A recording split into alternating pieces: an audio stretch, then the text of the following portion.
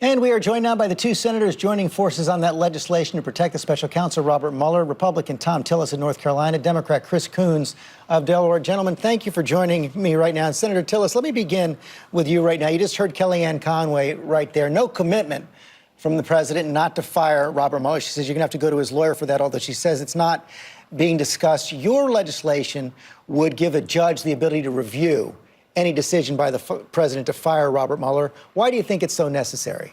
Well, I think it's a necessary part of just continuing to improve the reputation of independence for the Department of Justice. This is something that lives beyond this special counsel. It provides the president with the opportunity to consult with the AG and the Department of Justice, potentially have one removed, but have that subject to a judicial review so that we make sure it's done for proper cause. And the president is calling, and you just heard Kellyanne Conway repeat it again, the entire Russia story a fabrication, a witch hunt, and a hoax. Do you agree?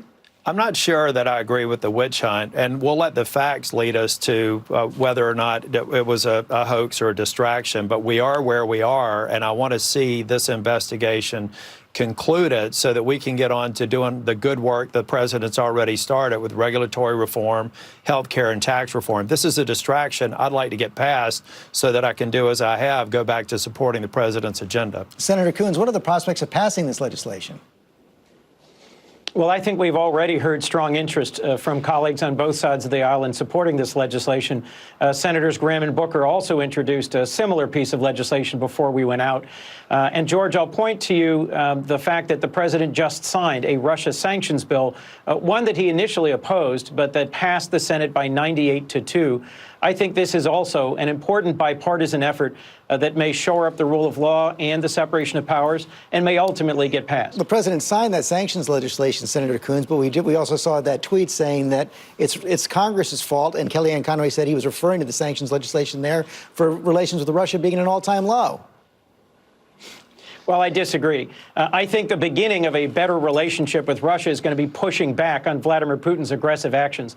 Look, Putin is a bully, and he interfered not just in our elections, but he's also interfering in elections of allies across Western Europe. He's invaded and occupied a portion of Ukraine. He's stood behind Assad and his murderous regime. I think for us to have better relations with Russia, we first have to push back on this bully, and that's what the Russia sanctions bill is going to do now that it's been signed into law. Senator Tillis, you ready to take the blame for relations being at an all-time low with Russia? The only reason we have bad relations with Russia is Russia's doing bad things. I agree with everything that Chris said. We are here because of their actions in Crimea. We're here because of their meddling in elections, because they're not necessarily being helpful in Syria.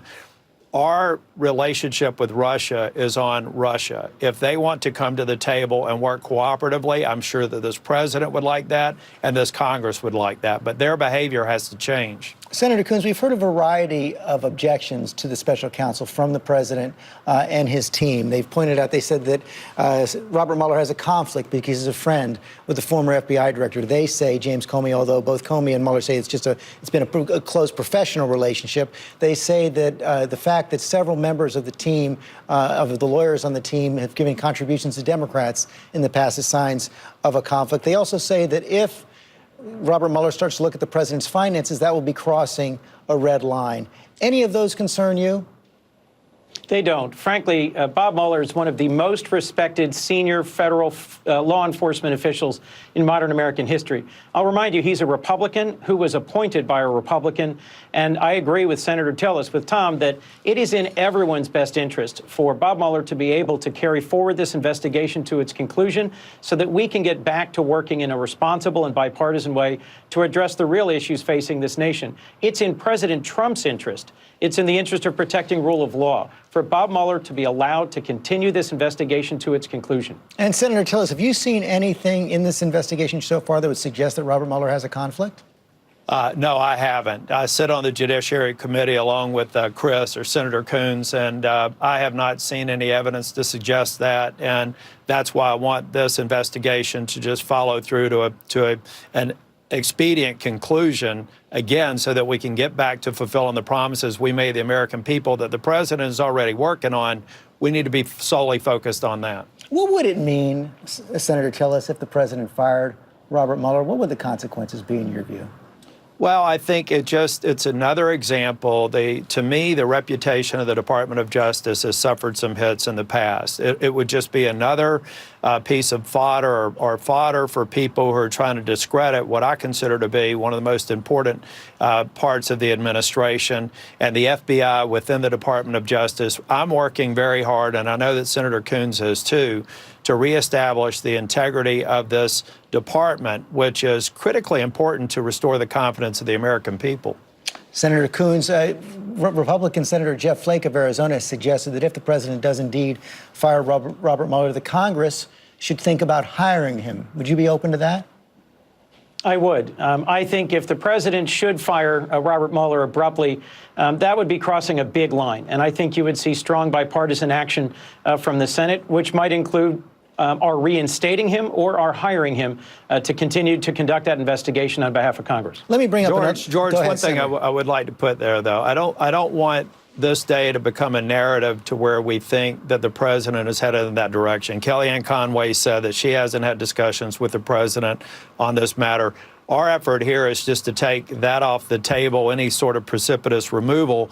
But we don't have any specific evidence to suggest the president is going to do that. This is policy that lives beyond this administration, incidentally, and it's important policy, I think, going forward. Point well taken. I want to bring up another subject while I have you both, and that's health care. Since the effort to repeal Obamacare has failed, lots of concern that the health insurance markets are going to implode over the next week if Congress doesn't pass bipartisan legislation to keep up those subsidy payments. Your colleague, Senator Tillis, Lamar Alexander, is working on that in a bipartisan fashion. Is that legislation you support and you think the president should sign? I met with the Senator Alexander and others to talk about what we can do to stabilize the market. I, for one, I think Chris probably had a different view, but I was disappointed that we didn't get the votes to move forward with the health care reform bill a couple of weeks ago. But we've got a destabilized market where insurance rates are going to go up 20, 30, 40% next year.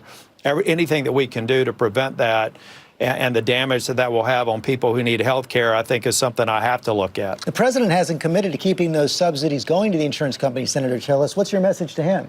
Well, the cost-sharing reductions over time need to be eliminated, but we can't just all of a sudden pull the rug out from underneath an industry that's had this in place for about 7 years. So in an ideal world, I'd like to see them go away overnight, but we don't live in an ideal world. If we don't provide some glide path downward, it will have the effect of raising insurance premiums, and that's why we've got to come up with some sort of balance. And I think the administration understands that. Senator Coons?